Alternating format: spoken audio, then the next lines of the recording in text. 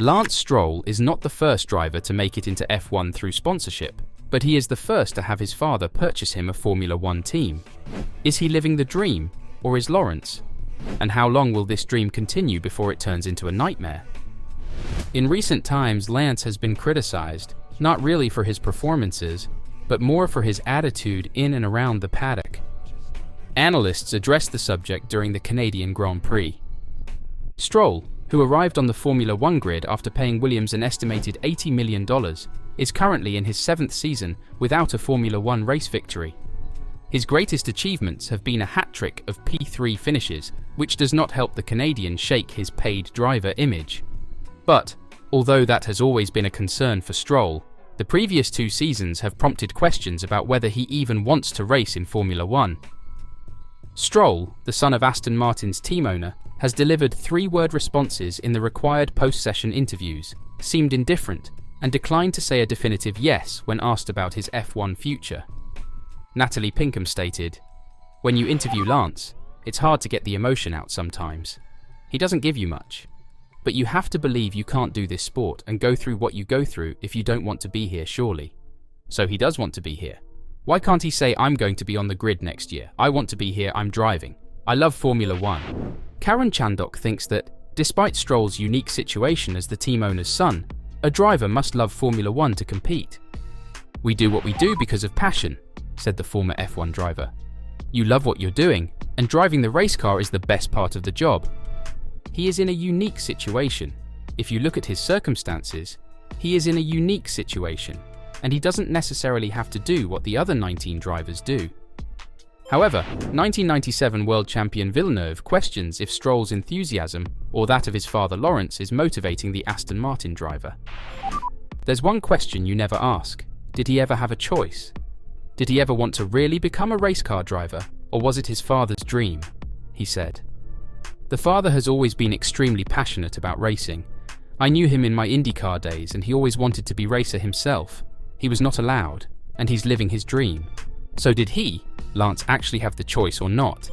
That had Pinkham replying that Stroll definitely says it's what he wanted to do, to which Chandok pondered, "We are making a lot of assumptions, and ultimately we need to...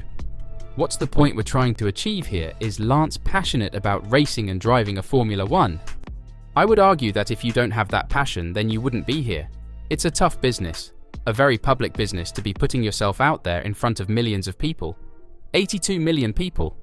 Every weekend judging your performance if you weren't enjoying it or loving it for the right reasons."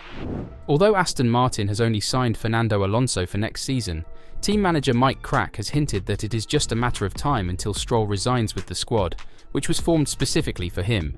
But despite it being pretty obvious, even the 52-year-old team boss has said the team would soon have to communicate its plans for Stroll, given Fernando Alonso's future at the Silverstone Base Club has already been decided. Stroll's father, Lawrence, owns the team, and the Canadian driver is on a rolling deal with minimal specifics available. Despite frequently getting criticism for his performances and having his status in F1 called into question, the 25-year-old is eager to continue on the grid, citing Aston Martin as a long-term project in which he wants to be involved. "Yeah, that's where my head's at for sure," Stroll told when asked if he will continue in F1 in 2025. "Seems to be a pretty popular question that I've been getting asked recently. And yeah, it's super exciting. Everything that's happening at Silverstone and the project with the team, and how we've grown over the last few years. And we continue to grow. So it's definitely in my mind too. Continue being a part of that." While the 3-time podium finisher has had great results in the past, some of the criticism leveled at him stems from what commentators and fans believe is a lack of scrutiny for his performances, given his status within the squad. Some argue that his speed in Formula One is undeserved, given the scarcity of places available for rising talent. Since joining Aston Martin in early 2023, Alonso has easily defeated Stroll, who has progressively found himself outclassed and outmatched by the 42-year-old driver. Last year, the Canadian scored 74 points against the Spaniard's 206. However, his recuperation from breaking both wrists during the pre-season hampered much of his season. This term, the disparity has stayed rather stable, with Alonso scoring 41 points to Stroll's 17. Regardless of on-track performance, Aston Martin has remained supportive, and Stroll appears to be staying with the team. Crack said the driver had communicated his intentions both internally and to the public. He, Stroll, has communicated the same to me, the Luxembourger told when questioned about Aston Martin's second seat. I think we are in a good exchange for this situation. We know that Aston Martin is Lance's home, and I think soon we will have to communicate something. And shortly after these Crack comments, Lance Stroll has mounted probably the most passionate defense of his Formula One career in an effort to stay with the team that has been his home for the past 6 years, even more passionate than his driving on track. With a new plant that debuted last year and workforce numbers that had doubled since the Racing Point period, Aston Martin was anticipated to advance towards Grand Prix wins and title challenges. However, when it comes to his job, Stroll faces the same scrutiny as everyone else on the club. Previously demonstrating a blasé attitude while addressing his future, he now swears he is committed to his whole project. There are a lot of pieces of this puzzle that are really coming together, that have been coming together over the last few years, he said. In my mind, definitely I'm here for the future. That's where my head's at. I'm definitely committed and excited to be a part of this project. Stroll recognizes, however, that his position within the squad places more pressure on him and that he must produce. However, he insists that there are severe reviewers when it comes to his own performances. I'm the most competitive person I know, he said. I like to see myself do super well and perform super well, and it feels good, even if times are tough. I'm the first person that's hard on myself on a day when things don't go well, and I'm still as excited and as happy as ever when I have a great day, since the last 7-8 years that I've been in Formula One. That feeling is still driving me to keep pushing, to keep going.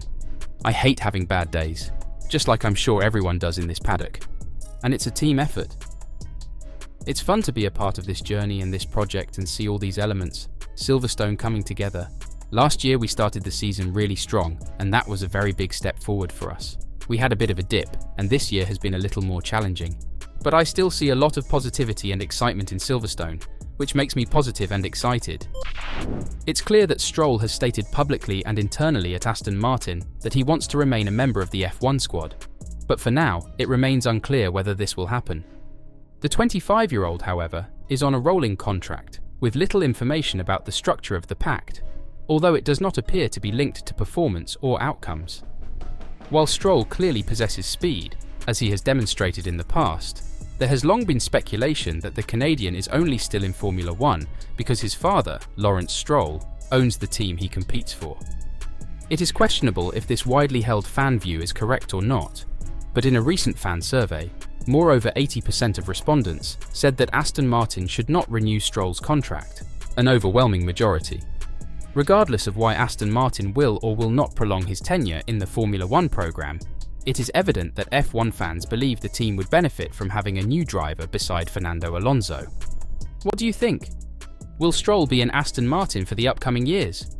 Or will Aston Martin for once try to actually become competitive in Formula One? Let me know your thoughts in the comments down below.